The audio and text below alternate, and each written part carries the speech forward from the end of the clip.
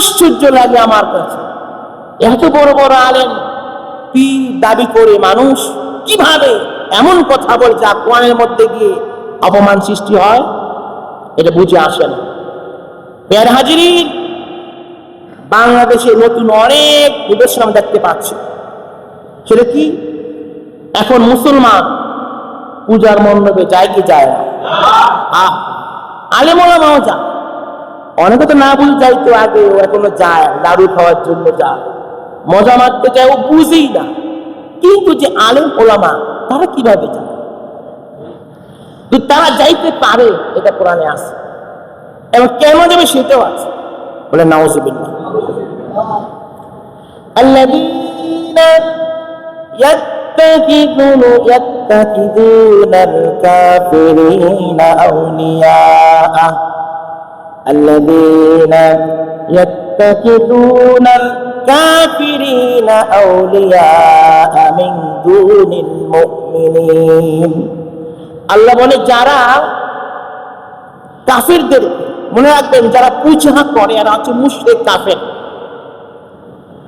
যারা কাফেরদেরকে বন্ধু হিসেবে গ্রহণ করে, যারা এরকম আল্লাহর বিরুদ্ধে শিরক হচ্ছে যেখানে যায়, পূজার মণ্ডপে যায়, আয়াবতাগুনা ইনদাহুমুল ইজ্জা, এরা টার্গেট হচ্ছে যদি এখানে আমরা যাই আমাদের ভোট দিবে। আর কোনো কারণ আছে কি? কষ্ট বলেন, আর কোনো কারণ আছে?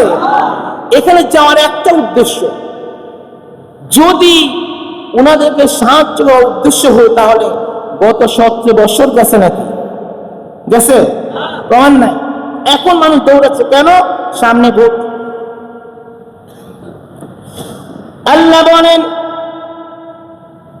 আয়াবতাগুনা, তারা কি আশা করছে, তামান্না করছে, ইচ্ছা করছে কি? ইনদাহুমুল ইজ্জা, তাদের কাছে সম্মান, এটা মনে করে।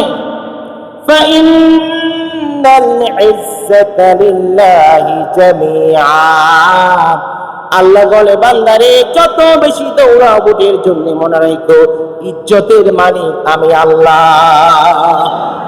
সমস্ত ইজ্জতের মালিক কে? আল্লাহ। আল্লাহ কাছে ইজ্জত।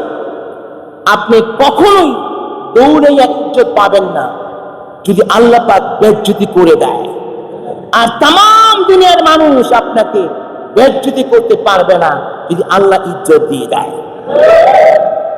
পেয়ারে হাজিরিন, এর জন্য এই মনের আমিত্বকে, মনের পশুত্বকে বিলীন করার জন্যই কুনু মা'আস সাদিকিন, ওলিদের কাছে আসতে হয়।